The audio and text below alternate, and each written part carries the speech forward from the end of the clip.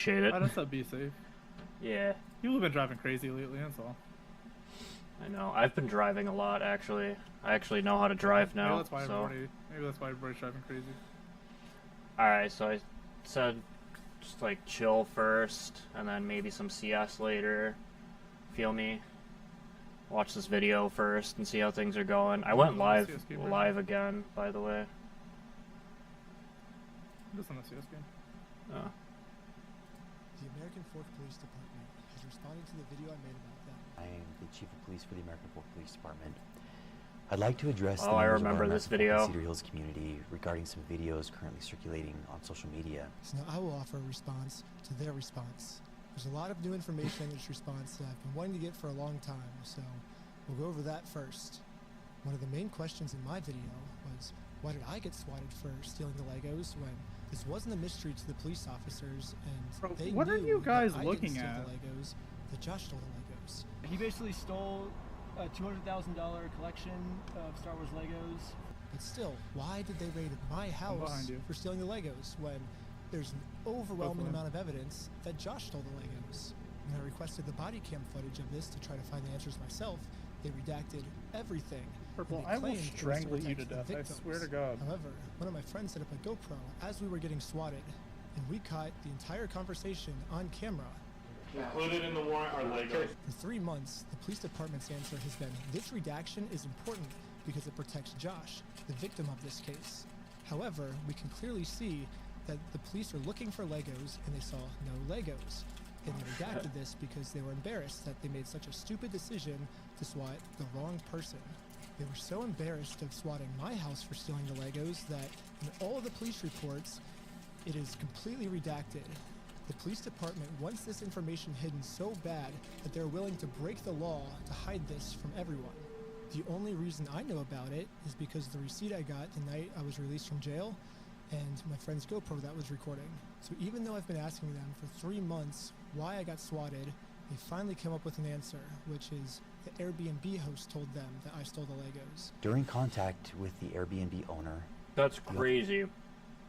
They got to go to such lengths. The Airbnb host was the one that fucking told the police in the end because they didn't trust him enough. That's fucked up. Damn, he got raided because of that. Reported overhearing conversations about possible stolen Legos. Possible stolen Legos. Officers wrote in the search warrant affidavit, the homeowner also disclosed that he could hear multiple individuals inside the residence speaking about possibly stolen Lego toys they had taken. Based on that information, officers added a request within the search warrant affidavit seeking authorization to also search for and seize possible stolen property, including Lego merchandise. 4th District Judge Roger W. Griffin reviewed and approved the search warrant.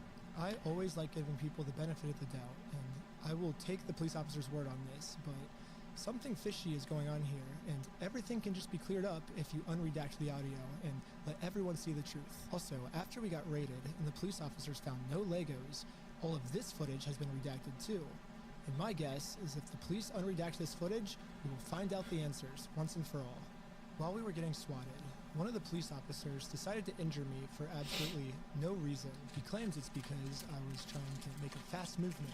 Don't move like that. You understand me? Don't move like that. Don't move quick. He literally dislocated his shoulder. You can clearly see I was not making any fast movements. However, the police department has an answer to this. During Snyder's detention, Lieutenant Adamson took hold of Snyder's right arm. Lieutenant Adamson later reported that he felt Snyder tense his arm, at which point Adamson moved Snyder's right arm behind his back to place him into custody. The police department has made it clear I did not, in fact, make any quick movements like the police officer claims I did.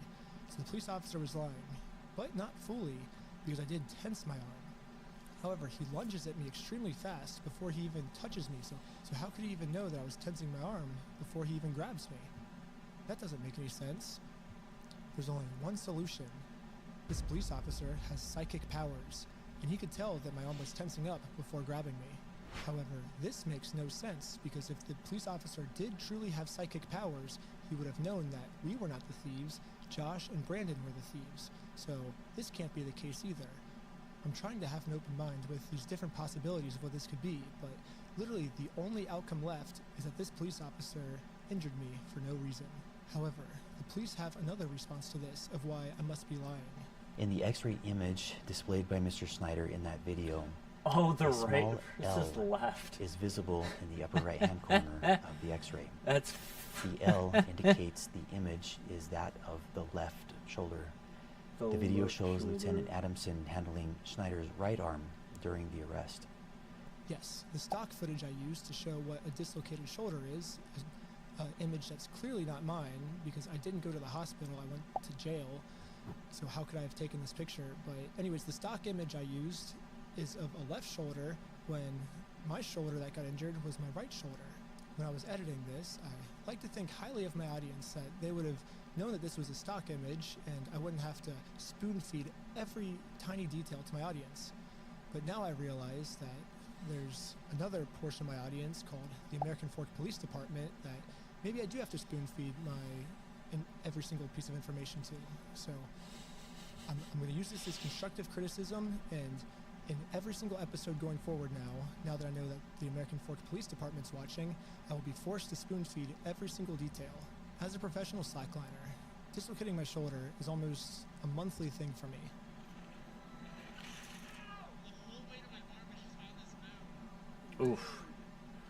3 days before I got arrested, I had a really bad ski accident where I had a really bad dislocation of my shoulder, and any movement at all would have dislocated it. So I will say here, I don't think that the police officer was purposely trying to injure me.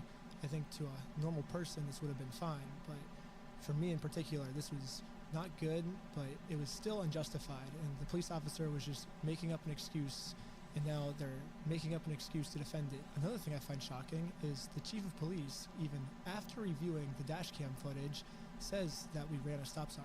Richardson initiated a traffic stop on the vehicle for failing to stop before the stop line at a stop sign and failing to stop completely at that stop sign.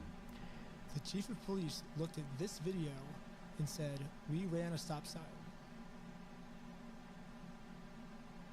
And now he's using that to say, this was a legal traffic stop, the police officers did nothing wrong. At this point, we thought the best thing to do was to take Josh to court so he can be legally accountable for the crimes he committed. However, to do that, we are first required to serve him court papers. So, we did what the law told us to do. We got a process server, and we went to his house to do this the legal way. However, Josh did not want to do this the legal way. He instead called the police on us. Joshua Johnson contacted police and reported he was going to shoot someone as a result of the ongoing harassment. Multiple officers immediately responded to the area. Josh was so scared of going to court that he would rather shoot us than accept these court papers. Josh's logic here is that if he can murder the process server and if he can murder me, then he can get away with his crimes because there'll be no one to sue him in court. However, sadly for Josh, murder is illegal. And now he just admitted his plans to the police officers. The American Fork Police should at least be arresting Josh for trying to use murder as a way to get out of court. But sadly, for some reason, they arrested me instead. Am I being arrested? Really? Something about this seems off, and all of the answers are in the body cam footage. However, they redacted all the body cam footage. So this is where I think if we all come together as a community, we can somehow convince the American Fork Police Department to unredact this footage so we can find out why they arrested me and not the guy who threatened to murder me. However, the American Fork Police does not want to unredact the footage right now, and now have made up a new excuse of why I was the one justified being arrested. Officer Sumbot contacted the Marion County Circuit Court in Oregon to verify the legitimacy of the paperwork. The court confirmed that the case was indeed legitimate, but that papers had already been served and no hearing date had yet been scheduled. The police department said the reason they arrested me and not Josh this day is because they called to confirm if this was a real court case, and they said it was real. However, the papers have already been served, and now I'm doing this solely to get YouTube content.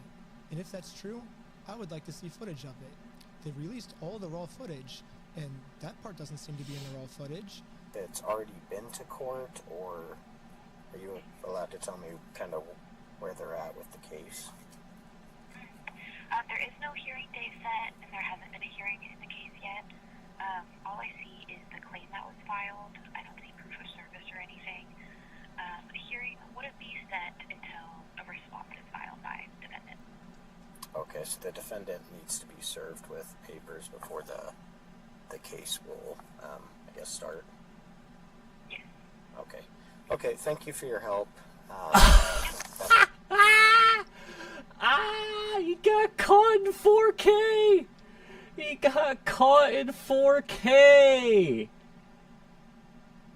Wow! That's all for today. Thank you. No problem. Okay. That's Right crazy. here, the police officer admits that it is March 10th. On March 10th, 2026, However, you can see here that Josh doesn't get served until 3 days later, March 13th. So how could Josh have already been served on March 10th if he didn't get served until March 13th? Unless Josh is a time traveler. There's only one way to clear this hole up. American Fork Police Department, show me the time machine. So now, they say that I have done all the check marks which constitute stalking. Let's go through them. individual commits stalking if the individual intentionally or knowingly now he's a engages in stalker. coercive conduct. He's a directed at stalker specific now. Individual. So yes, I did do an action that was targeted at a specific individual, but that's what's required by the court if I want to take someone to court. If someone steals your stuff and you go through the legal process to take them to court, it is not considered stalking. I have a right as an American to sue him. Is reckless as to whether that course of conduct would cause a reasonable person to fear for the individual's own safety or the safety of another. The second check mark is that if a reasonable person would be scared. The police are claiming that since this action made Josh scared, this check mark is complete. However, they've completely forgotten about the term reasonable. As we can see, Josh is not a reasonable person. This is someone who multiple times has tried to silence someone by accusing them of being on heroin. Here's the crazy thing. They told me that they took over that location because the owners were using the location to fund their heroin addiction. What? Yeah, and that's how they took it over. And saying they had like a pigeon in there that was crapping all over the Legos and it smelled bad, all this stuff. This is someone who threatened to murder me just for trying to serve him papers. This is not a reasonable person. It is not reasonable to threaten to murder someone just for serving papers. A reasonable person would accept the papers, so that second checkbox does not meet the requirements. I even tried explaining this to one of the police officers early on. What the law says is if the average person would feel unsafe by our behaviors, so I think he's feeling unreasonably unsafe. A reasonable person would not feel unsafe in the situation. Well, I can say the same thing. I feel unsafe trying to conduct business with him, and he calls the police on me to hide. I feel unsafe because of that. Because we had a 3-hour search in our car. He said we had heroin in our car yesterday. We had a 3-hour search in our car. That makes me feel unsafe. I think that's reasonable for me to feel unsafe. It's not reasonable for him to feel unsafe. So Josh is actually the one who said he was going to murder me if I take him to court. But now, I'm the one that's being looked into for threatening to murder Josh.